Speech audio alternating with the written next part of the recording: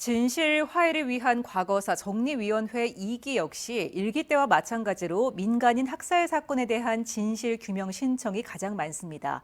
아직 신청 기한이 절반도 지나지 않았지만 1기 때와 맞먹는 사건이 접수됐는데요.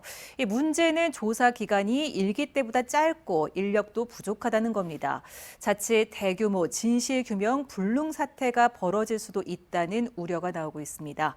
도건엽 기자가 취재했습니다. 경북 경산시에 있는 옛 코발트 광산입니다. 한국전쟁 발발 직후인 1950년 7월과 8월, 대구 형무소 재소자와 경산, 청도, 대구 등지의 국민보도연맹원이 이곳에서 재판 절차도 없이 집단 사살됐습니다. 집단 사살의 주역은 다름 아닌 대한민국의 경찰과 국군 방첩대, 헌병대였습니다.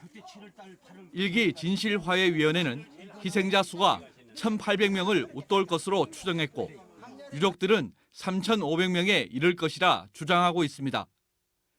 하지만 1기 때 유족회를 통해 확인된 진실규명 인원은 127명에 그쳤습니다.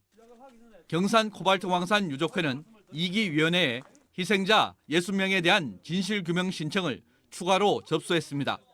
민간인 학살 진상규명은 이번 2기 위원회가 사실상 마지막 기회가 될 가능성이 높습니다.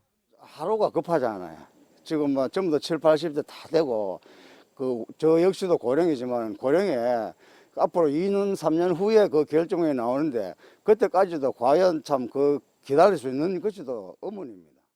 2기 진실화해위원회가 출범한 뒤 9월 초까지 접수된 사건 9,500여 건 가운데 이곳 코발트 광산 사건을 비롯해 군경에 의한 민간인 학살 사건이 80% 이상을 차지하는 것으로 추산됩니다. 진실규명 신청 기한이 내년 12월 9일까지로 아직 절반도 지나지 않았지만 곧 1기 사건 수를 넘어설 것으로 보입니다. 하지만 위원회 인력은 1기 때의 절반을 조금 넘을 정도로 줄었고 조사 기간도 더 짧아졌습니다. 이 문제를 해결하지 못하면은 1기보다 진실규명 결정률이 훨씬 낮아질 수 있고 이게 초기에는 드러나지 않더라도 이 위원회 후반부 활동으로 가면 대규모 진실규명 불능 사태가 일어날 수도 있고요.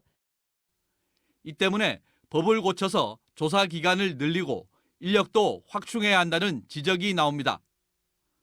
못다한 유해 발굴과 위령 사업을 비롯해 1기 위원회가 마무리하지 못한 사업을 해결하는 것도 2기 위원회의 과제로 남았습니다. MBC 뉴스 도건협입니다.